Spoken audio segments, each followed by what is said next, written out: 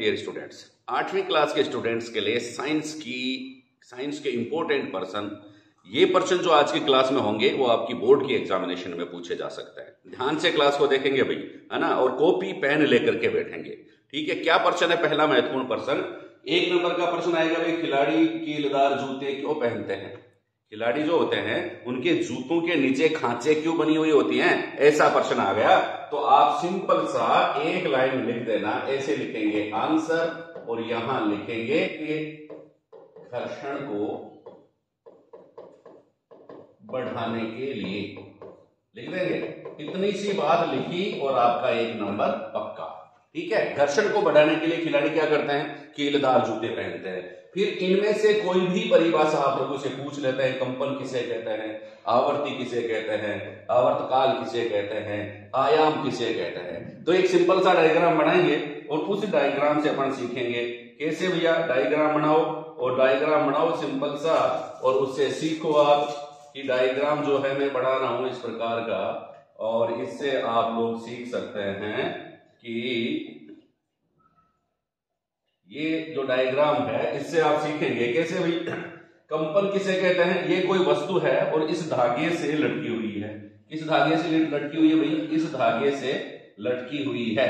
ठीक है, अब यह है वस्तु जो होती है, यह जो सीधी यहां पर रुकी हुई है ना, इसको कहते हैं बच्चा माध्य स्थिति। क्या कहते हैं? माध्य स्थिति। क्या कहते हैं? माध्य स्थिति। क्या कहते हैं? माध्य स्थिति। ये माध्य स्थिति है। अब इस माध्य स्थिति के इधर उधर गति करेगी वस्तु जो होती है। माध्य स्थिति के यहां तक और माध्य स्थिति के यहां तक अगर गति करती है तो माध्य स्थिति के इधर उधर इधर इधर उधर इधर उधर इधर उधर इधर उधर, तो किसी वस्तु की माध्य स्थिति के इधर उधर गति को क्या कहते हैं बच्चा? कंपन कहते हैं। क्या कहते हैं? कंपन। और कंपन का एक और क्या नाम है? दोलन। क्या कहते हैं? दोलन, कंपन या दोलन। किसी वस्तु की माध्य स्थिति कौन सी है?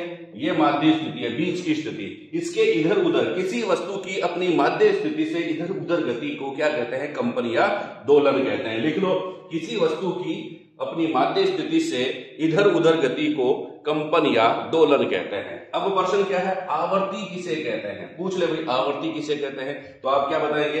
1 सेकंड में, यहां पे लिखेंगे 1 सेकंड में जितने कंपन होते हैं, 1 सेकंड में हुए कंपनों की संख्या, 1 सेकंड में हुए कंपनों की संख्या, 1 नंबर का प्रश्न। 1 सेकंड में हुए कंपनों की संख्या को क्या कहते हैं बच्चा?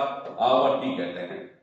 1 सेकंड में हुए, लिखो, 1 सेकंड में हुए कंपनों की संख्या को आवर्ती कहते हैं।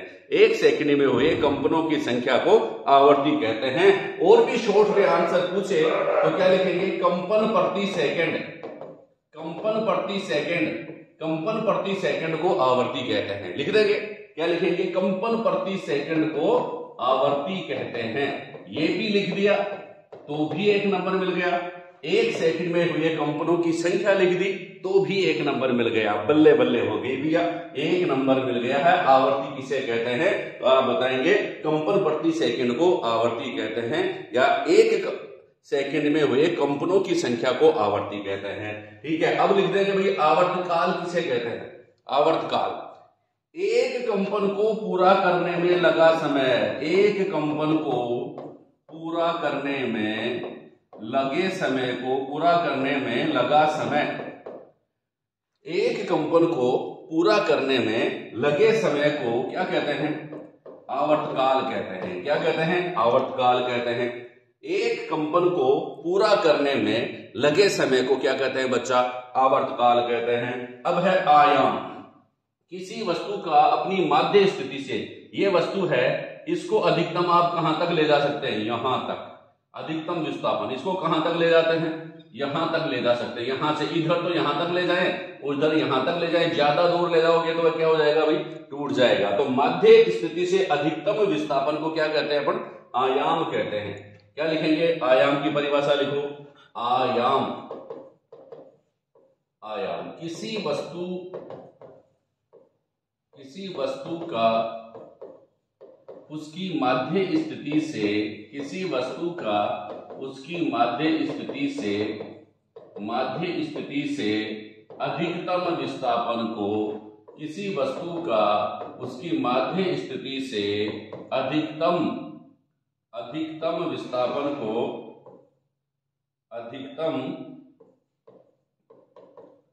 विस्थापन को किसी वस्तु का उसकी माध्य स्थिति से अधिकतम विस्थापन को क्या कहते हैं? आयाम कहते हैं। क्या कहते हैं? आयाम कहते हैं। किसी वस्तु का उसकी माध्य स्थिति से अधिकतम विस्थापन को आयाम कहते हैं। याद करना, लिखना। एग्जाम में 1 नंबर का प्रश्न आया, जैसे आपने लिखा सर ने चेक किया और आपके 1 नंबर मिल गया। ठीक है, किसी कहेंगे आयाम, किसी वस्तु का उसके माध्य स्थिति से अधिकतम विस्थापन को आयाम कहते हैं।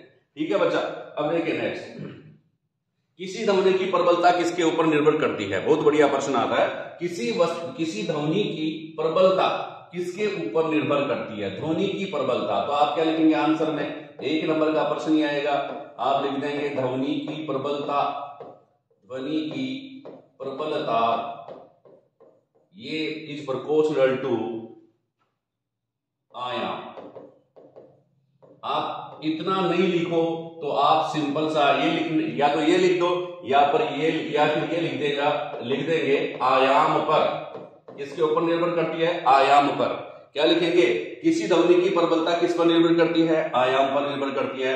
अगर किसी वस्तु के का आयाम अधिक है तो क्या उसकी ध्वनि अधिक प्रबल होगी, और आयाम कम है तो ध्वनि कम प्रबल होगी। सीधी सी बात है। किसी ध्वनि की प्रबलता किसके ऊपर निर्भर करती है? प्रबलता जो होती है वह आयाम पर निर्भर करती है। प्रबलता किसके ऊपर निर्भर करती है? आयाम पर निर्भर करती है। अब एक और देखो, अगला प्रश्न, एक बच्चे की ध्वनि, एक बच्चा बोलता है मम्मी, ऐसे है ना, एकदम पतली आवाज होती है, पैनी आवाज होती है, पतली आवाज, और एक मोटी आवाज होती है। ठीक है, पतली व मोटी।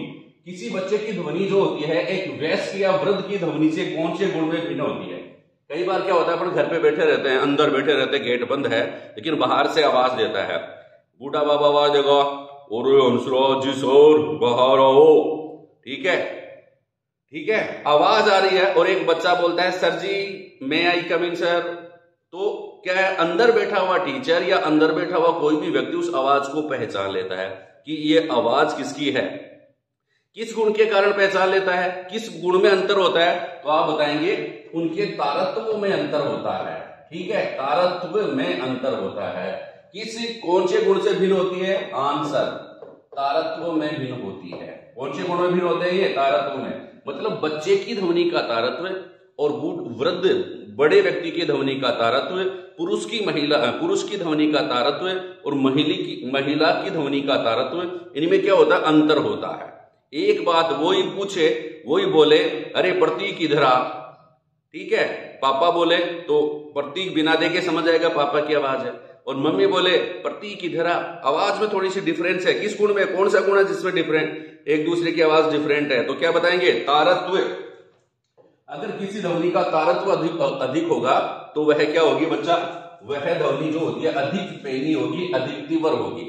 कई बार पूछ लेते हैं मच्छर की भिनभिनाहट, मच्छर भिनभिनाता है, और शेर की दहाड़, शेर दहाड़ता है, दोनों में से किसका तारत्व अधिक है? तो आप क्या बताएंगे? मच्छर की भिनभिनाहट का तारत्व अधिक है। ठीक है बच्चा, तो देखिए नेक्स्ट महत्वपूर्ण प्रश्न आप लोगों से पूछते हैं, किसी ध्वनि का तारत्व किसके ऊपर निर्भर करता है? तारत्व जो होता है 1 नंबर का प्रश्न है, रिवीजन करवा रहे हैं। तार आ जाए तो क्या बताएंगे? किसी ध्वनि का तारत्व जो होता है उसकी आवर्ती पर निर्भर करता है। किसके ऊपर निर्भर करता है? आवर्ती पर। और आवर्ती का मात्रक क्या होता है ये भी ध्यान में रखना, हर्ट्ज आवर्ती का मात्रक होता है। HZ से रिप्रेजेंट करते हैं। बहुत बढ़िया प्रश्न एग्जाम में पूछा जाता है, 1 नंबर का पूछा जाता है। किसी ध्वनि का तारत्व कितना होता है? किस पर निर्भर करता है? आवर्ती पर। जितनी अधिक आवर्ती होगी उसकी तारत्व भी अधिक होगा।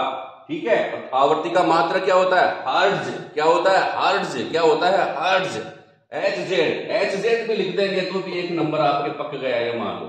ठीक है, HZ लिख दिया। अब देखिए श्रव्य व अश्रव्य ध्वनियां किसे कहते हैं? लास्ट प्रश्न आज की क्लास का, श्रव्य व अश्रव्य ध्वनियां। तो आप क्या लिखेंगे?